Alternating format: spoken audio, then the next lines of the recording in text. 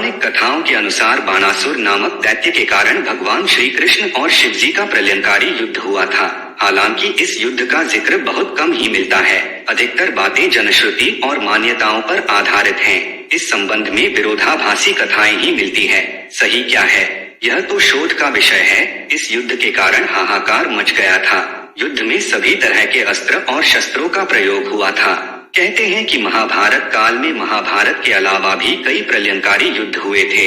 इस युद्ध में ही हजारों लोग मारे गए थे। क्यों और कैसे हुआ था यह युद्ध? भगवान श्री कृष्ण 64 कलाओं में दक्ष थे। एक ओर वे सर्वश्रेष्ठ धनुर्धर थे, तो दूसरी ओर वे द्वंद्व युद्ध में भी माहिर थे। इसके अलावा उनके पास कई अस्त्र और शस्त्र थे।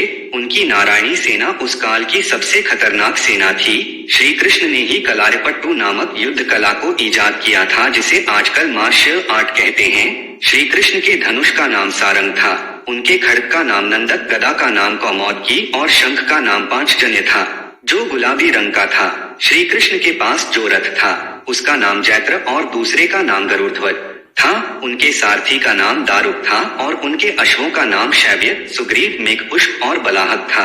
युद्ध का कारण?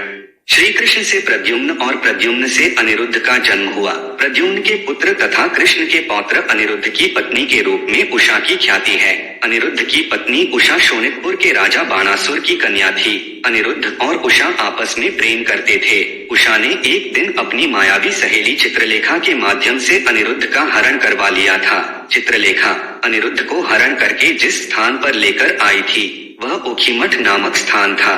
कहते हैं कि यहाँ दोनों ने गंधर्व विवाह कर लिया था। वहाँ अभी भी उषा अनिरुद्ध नाम से एक मंदिर है। बाणासुर को जब यह पता चला तो उसने अनिरुद्ध को बंधक बनाकर जेल में डाल दिया। बाणासुर को शिव का वरदान प्राप्त था। भगवान शिव ने उसे उसकी रक्षा करने का वचन भी दिया था। जब भगवान श्री कृष्ण को इस घटना का पता चला तो वे अपनी सेना लेकर बाणासुर के राज्य में प्रवेश कर गए। ऐसे हुआ था युद्ध। जब भगवान श्री कृष्ण को यह पता चला कि बाणासुर ने अनिरुद्ध को बंधक बना लिया तो वे बलराम, प्रद्युम्न, सात्यकी, गदा, सांब, सर्ण, उपनंदा, भद्रा आदि को साथ लेकर सोनितपुर पहुंच गए। बाणासुर को जब इस बात का पता चला तो उसने भगवान शिव का आह्वान किया और उन्हें अपनी रक्षा करने का निवेदन किया। ऐसे में भगवान शिव भी रुद्राक्ष, वीरभद्र, कुंभकर्ण, कुंभंदा, नंदी, गणेश और कार्तिकेय के साथ बाणासुर की रक्षा करने के लिए पहुंच गए। वहां बाणासुर और शिव की सेना ने मिलकर भगवान श्री कृष्ण की सेना से भयानक युद्ध लड़ा। दोनों सेनाओं के बीच भयंकर युद्ध हुआ। श्री कृष्ण ने बाणासुर के असंख्य सैनिकों को मार गिराया तो शिवजी ने भी कृष्ण की सेना का भारी नुकसान किया। बाद में शिवजी ने कृष्ण जी पर कई अस्त्र शस्त्र चलाए, लेकिन उससे उनका कुछ नहीं बिगड़ा और कृष्ण जी ने भी शिवजी पर कई अस्त्र शस्त्र चलाए, लेकिन वे सभी निष्फल हो गए। तब अंत में शिवजी ने भगवान कृष्ण पर पाशुपतास्त्र छोड़ दिया।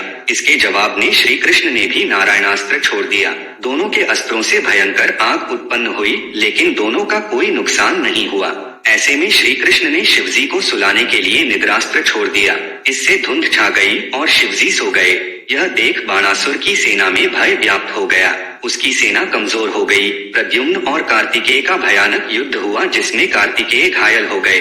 दूसरी तरफ बलराम जी ने कुंभंदा और कुंभकर्ण को घायल कर दिया। यह देख बाणासुर अपने प्राण बचाकर भागने लगा। श्री कृष्ण उसके पीछे दौड़े और उसे पकड़ लिया और उन्होंने उसकी भुजाएं काटनी शुरू कर दी। युद्ध भूमि में यह दृश्य देख सभी और हाहाकार मचने लगा। जब बाणासुर की सारी भुजाएं कट गई थीं और केवल 4 शेष रह गई थीं, तब शिवजी नींद से जाग उठे और जब उन्होंने यह दृश्य देखा तो वे अति क्रोधित हुए। क्रोध में शिवजी ने अपना सबसे भयानक शस्त्र शिवज्वर अग्नि अमाहेश्वर ज्वर चलाया, जिससे चारों ओर अग्नि फैल गई। हर तरफ भयानक जीवाणुओं के कारण ज्वर और बीमारियां फैलने लगी। यह देख श्री कृष्ण को न चाहते हुए भी अपना आखिरी शस्त्र नारायण ज्वर शीत चलाना पड़ा। इसे वैष्णव ज्वर भी कहा जाता है। कहते हैं कि भगवान श्री कृष्ण के शस्त्र से ज्वर का तो नाश हो गया, किंतु अग्नि और शीत का जब बराबर मात्रा में विलय होता है तो संपूर्ण सृष्टि के प्राकृतिक वातावरण का नाश हो जाता है। सभी ओर हाहाकार मच गया।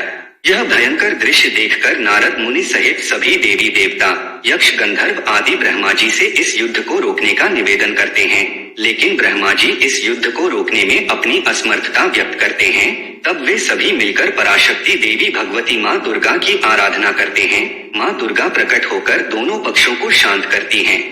उस समय श्री कृष्ण कहते हैं कि माते, मैं तो बस अपने पौत्र अनिरुद्ध को स्वतंत्र कराना चाहता हूँ। तभी शिव जी कहते हैं कि मैं भी अपने भक्त की रक्षा करने के लिए प्रतिबद्ध हूँ। श्री कृष्ण कहते हैं कि मैं बाणासुर का वध नहीं करता चाहता, क्योंकि मैं बाणासुर के पूर्वज प्रहलाद को वरदान दिया था कि दैत्य वंश में उसके परिवार का कोई भी सदस्य मेरे अर्थात विष्णु के अवतार के हाथों नहीं मारा जाएगा। माँ भगवती की कृपा से श्री कृष्ण के ऐसे वचन सुनकर बाणासुर को बहुत आत्मग्लानि होती है और वह क्षमा मांगकर कहता है कि मेरे ही कारण यह युद्ध हुआ, इसके लिए मैं बहुत दुखी हूँ। बाद में बाणासुर उषा अनिरुद्ध का विवाह कर देता है।